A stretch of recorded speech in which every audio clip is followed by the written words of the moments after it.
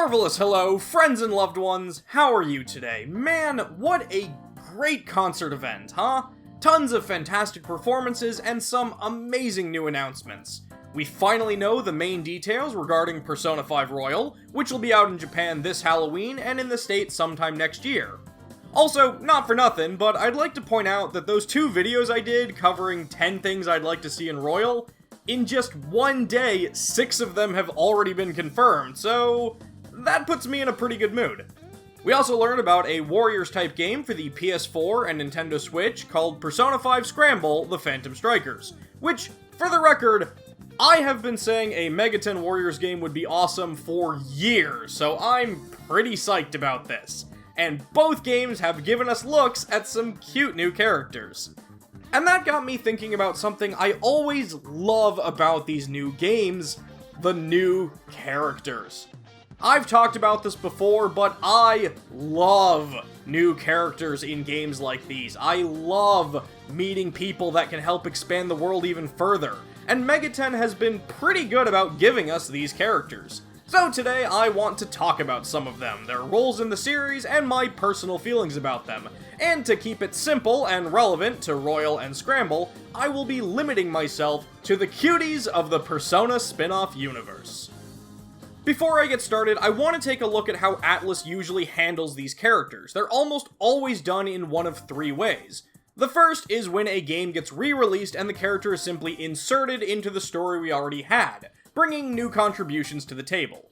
Examples would be characters like Alex from Strange Journey Redux, or everyone's favorite, Dante from the Devil May Cry series from Nocturne. The second is when a game gets re-released, sometimes they'll add extra story as sort of an epilogue or completely optional side mission. These definitely aren't as common, but we've certainly seen it done before, and it's given us characters like Miyako Hotsuen from Devil Survivor 2 Record Breaker, or Shiori Miyashiro in Persona 2 Eternal Punishment. Lastly is simply, we have a brand new story, typically a spin-off, that introduces new characters, and generally the story is focused primarily on them, with the existing characters being the familiar faces that guide the new character to the end of the story. These are of course characters like Sho Minazuki and Ultimax, or even someone like Genesis from Persona Cross Detective Naoto, both of whom have Tsukuyomi as their persona. Go figure. So, like I said, today I'll be rating 10 cuties from the Persona spin-off universe. These rankings will be based on their overall aesthetics. Do I like their design or other physical aspects of them?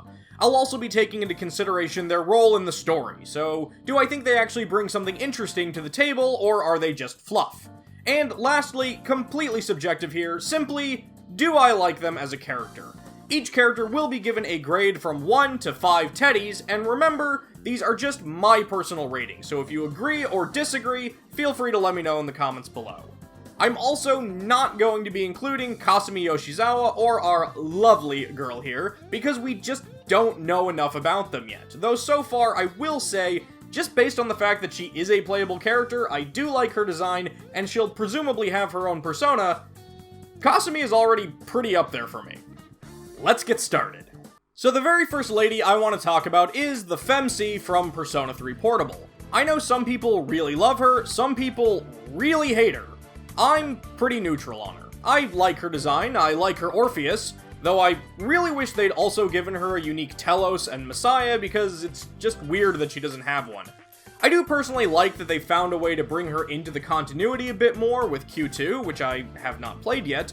Overall, I think she's a pretty fun character. She is, in my eyes, the only way to play Persona 3 Portable, so anytime I dust that off, I'll be playing as her.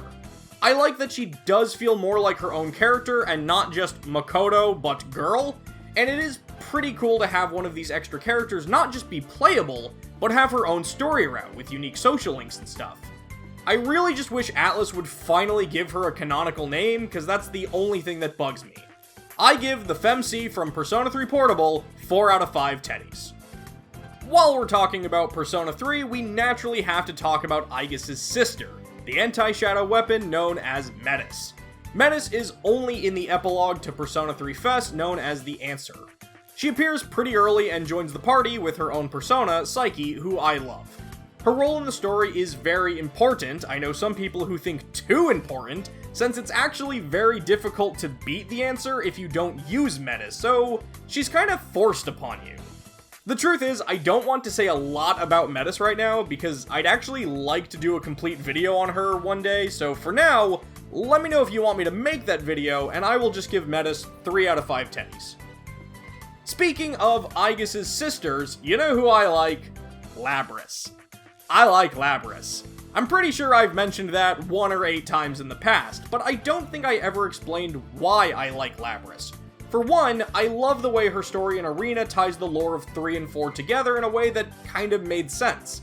I love her persona, and she feels pretty special as far as cute robot girls go, who aren't exactly a rarity in this medium. Not to mention, what can I say, I'm an X-Man. Labris has a good rapport with most of the characters, and she's my go-to fighter in Arena and BlazBlue Cross-Tag Battle. So, yeah. Honestly, I could have just left this at I like Labris. 5 out of 5 teddies.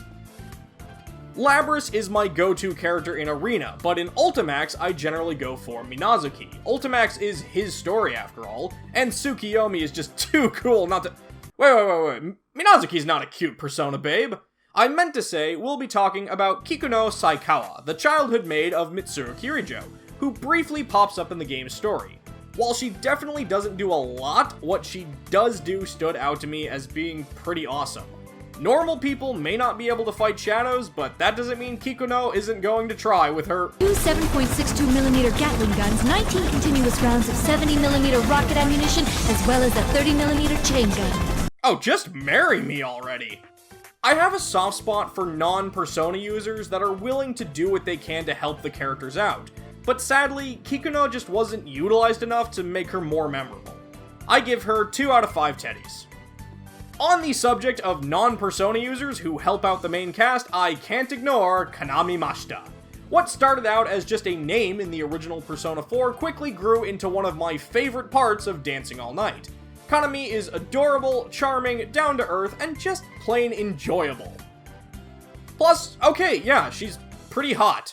I love the bond she forms with Nanako and Dojima as the 3 of them work together to solve the case from the outside world. As one of the main 3 characters in the game, I wish she'd gotten more songs and even more costumes, but she's still the star of the show whenever I want to bust out my Vita and just play a song or two. 4 out of 5 teddies. Another character that helped make a game enjoyable for me was Rei from Persona Q Shadow of the Labyrinth. This happy, food-loving first year had such great energy, and while I'm still a little bummed that she and her battle partner Zen didn't get their own personas to use in battle, Aw, but personas are so cool. She always had a permanent spot in my party. While her design is bright and colorful to match her personality, it creates a great contrast with Zen, and the 2 of them together almost feel like they were meant to represent the general ideas of Personas 4 and 3 respectively.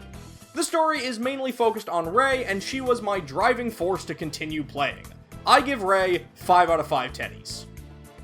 The equivalent of Rei in Persona Q2 New Cinema Labyrinth seems to be young Hikari here. I don't have a lot to say about her, since as I mentioned earlier, I haven't played this game yet, and it won't be out in America for another couple of weeks. I do adore her design, but unlike Rei, she's not a playable fighter, which is a little bit of a letdown for me. Needless to say, I am very excited to learn more about her and see what her story is. But since there's really not much I can say about her, I will not be giving her a score just yet. People often say that Atlus completely forgets about Persona 2. Well then, what do you call this? Elizabeth is dressed as Motoko Mitsugi from the PSP version of Persona 2 Innocent Sin. It's a cute and fun reference, and Motoko has a nice design. Unfortunately, unlike most of the other people I've talked about, Motoko isn't so much a character as she's basically a shopkeeper who runs the Climax Theater side quests. I like that Atlus gave us a new character when they revamped P2, I just wish they'd done more with her. 1 out of 5 teddies. This next character is one I've actually wanted to talk about for a while, but never knew how because technically, she's not in any of the games at all. Aika Nakamura is a character that was created exclusively for the Persona 4 anime, and while she would eventually be mentioned in Golden and such, she'd never actually appeared. but her role is she's the daughter of the owner of the Chinese restaurant, and she can deliver food anywhere at any time. Her stoic personality and blank expression is played mostly for comedy, and while I'm not personally a big fan of the anime, I did always enjoy seeing Aika because, like I said, I enjoy new characters, and Aika had the potential to become even greater. I even bought a figurine of her. I really wish she'd gotten her own social link in Golden, but oh well. I give Aika Nakamura 3 out of 5 teddies. And lastly, who else but the antisocial poet of the forest, Marie. My feelings on Marie are lengthy and complicated and would probably cause me to go off on a tangent, so let me just try and sum it all up as best I can. Design-wise, I love Marie. She looks great. I like her better without the hat though.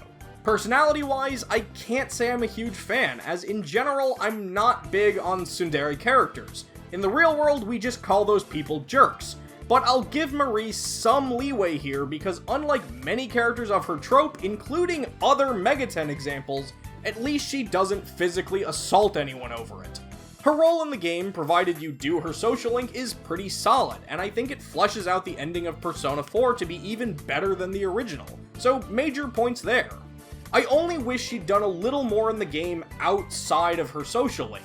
If you ignore Marie, the game pretty much acts like she's not there, so it would have been nice to see her in the dungeons, or maybe even interacting with the shadows or something. My biggest complaint though is she doesn't become a playable character. I know she would have only been in your team for one dungeon, but still, I think she and Kaguya would have made a great reward for finishing her quest. Still, despite all of that, I'm going to give Marie 4 out of 5 teddies. So there you go, 10 of the lovely ladies of the Persona spin-off universe. Which ones are your favorites and why? Are you excited for Kasumi and whoever this girl is? Why or why not? Be sure to let me know all these things and more down in the comments below. So yeah, Persona 5 Royal and Persona 5 Scramble the Phantom Strikers. I guess now we just wait. I'm thirsty.